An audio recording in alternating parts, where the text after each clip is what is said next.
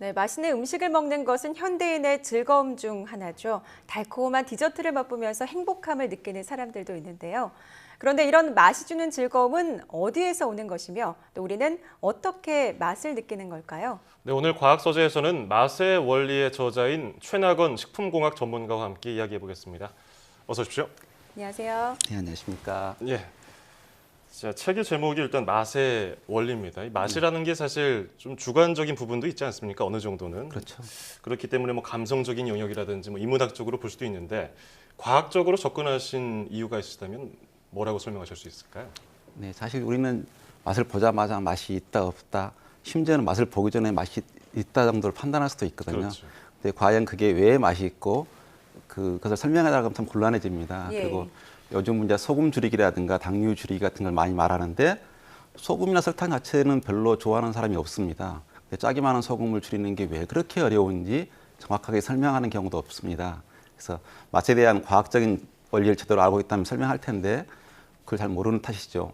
그래서 음식을 고를 때 가장 중시하는 것은 맛인데요.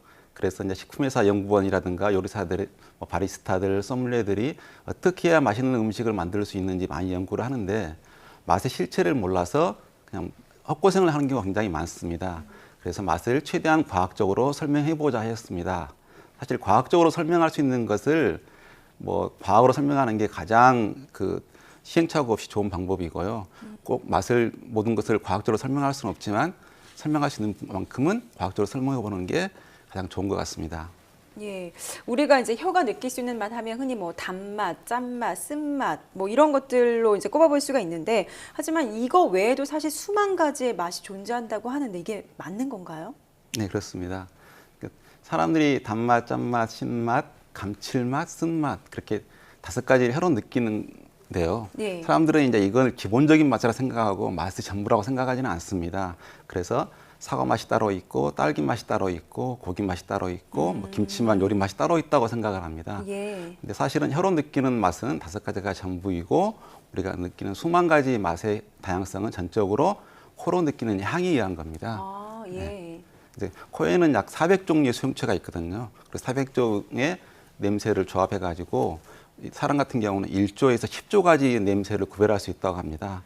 그러니까 우리는 혀의 5가지 맛과 코의 한 1조 가지 냄새를 조합해서 정말 헤아릴 수 없는 많은 맛을 즐길 수가 있는 것이죠. 예.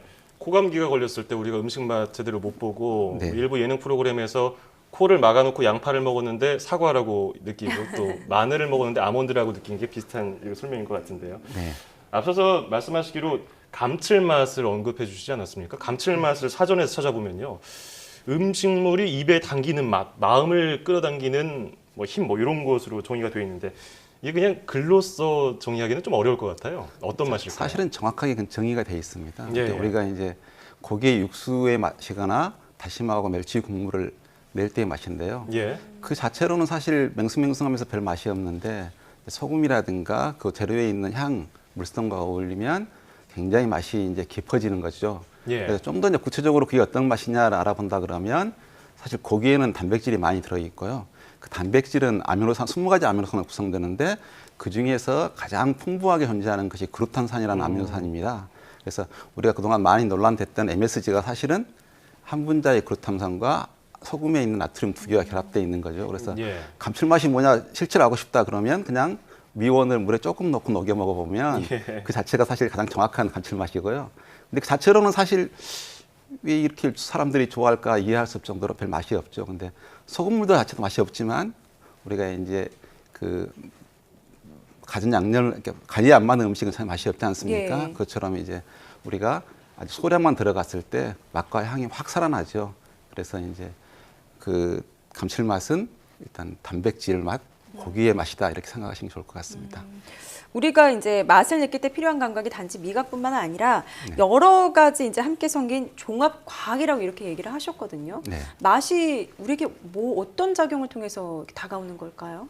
일단 기본적으로 입에서 느끼는 그 맛과 5가지 맛과 그다음에 이제 사실 소리로 들은 음악의 아삭아삭한 맛도 중요하고요.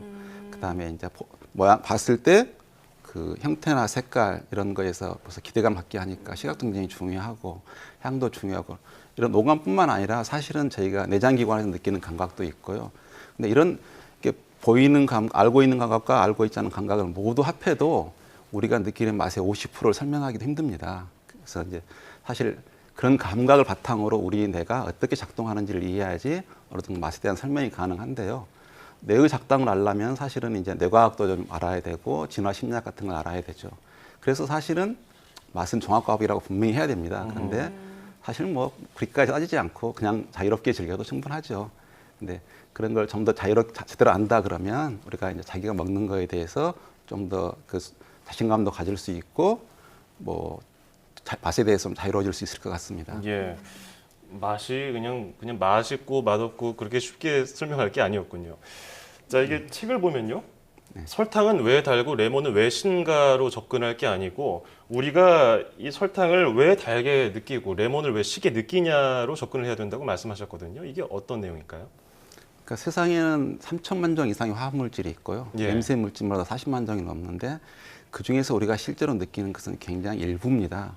그러니까 우리 몸의 생존에 꼭 필요한 것을 갖다가 우리가 그것에 맞는 수용체를 만들어서 그 물질에 결합하면 전기적 신호를 통해서 뇌를 통해서 느끼는 거니까 실제로 그 음식 자체에는 맛과 향이 있는 게 아니고 우리가 수용체를 만들어서 우리 몸에 필요한 것을 맛과 향으로 느끼는 거죠. 예. 사람들은 자꾸 이제 음식 자체가 맛을 준다고 생각해서 음식 자체만 너무 승부하는 것 같고요.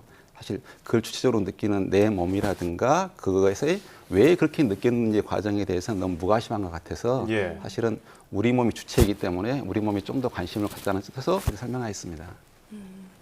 이제 사람들이 이제 복잡하고 어려운 거 많이 싫어하잖아요. 네. 맛있다, 맛없다만 알면 되지 굳이 뭐 이런 원리까지 알아야 되냐 이렇게 생각하는 분들도 계실 것 같은데요.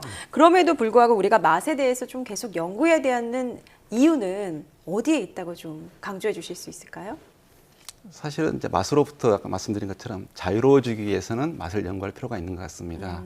사람들이 지금은 맛이 있는 음식을 찾고 맛있는 어떻게 하면 맞을까에 너무 얽매여 가지고요. 예. 실제로 맛은 부작용이 좀 있거든요. 왜냐하면 우리가 맛있는 음식을 보면 참지 못해 가지고 너무 많이 먹어서 과식으로 비만이 일어서 병이 일어납니다. 그래서 좀 더 맛의 실체를 정확히 알고 난다 그러면 우리가 좀 더 맛에 대해서 덤덤해지고 자유로워지고 진짜 그걸 맛있게 느끼는 내 몸에 대해서 관심을 갖게 되고 그 음식을 준비해주는 과정이라든가 준비해주는 여러 가지 여건에 대해서 훨씬 더 이렇게 좀 넓은 시각으로 볼 수 있을 것 같습니다.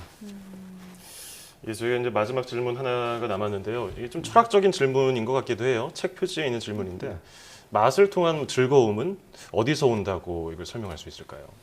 사실은 이제 그 주제 하나를 설명하기 위해서 책 전체를 썼으니까요. 예, 예. 그래서 짧은 게 설명은 힘들 것 같고 책 표지에다가 이제 그 감각보다는 감각의 리듬이 더 중요하고 그다음에 그 음식이 내게 주는 혜택이 중요하고 그 뇌에서 일어나는 작용이 중요하다. 세 가지가 더하기가 아니고 곱하기다라고 했습니다. 그래서 그 중에 어느 거 하나라도 망가지면 빵점이 되면 전체가 빵점이 돼버리는 거죠. 그래서 감각의 리듬이라고 말씀드린 것은 사실 우리가 이제 잘 차린 음식을 넣고 그 전체를 갖다 믹서기에 딱 넣고 갈아버리면 맛성분, 영양성분, 향기성분 다 그대로 있음에도 불구하고 맛의 즐거움이 완전히 사라져 버립니다. 그렇죠. 그러니까 사실은 음식을 어떤 성분을 느끼는 것보다는 성분의 자극을 음악의 리듬처럼 즐기는 거였고요. 그다음에 사실 저희가 이제 그 배고플 때 허기라든가 이것만큼 강력한 반찬은 없거든요. 그러니까 사람 몸이 필요한 것을 훨씬 더 맛있게 느껴지는 그런 경우도 있고요. 아까 뇌 같은 경우는 사실은 이제 잘 차린 고기찜을 넣고 좋습니다. 근데 먹어본 다음에 이게 개고기입니다. 그러면 아 그냥 그런가 보다 하는 사람도 있을 거고 아 이게 보신이 되겠는데 훨씬 맛있게 느끼는 사람도 있을 거고 어떻게 나한테 이런 걸 먹였단 말이야 그러면서 굉장히 불쾌감을 느끼는 사람도 있을 겁니다. 이처럼 사실은 똑같은 음식이라 그래도 뇌에서 일어나는 작용이 훨씬 더 중요한 역할을 합니다.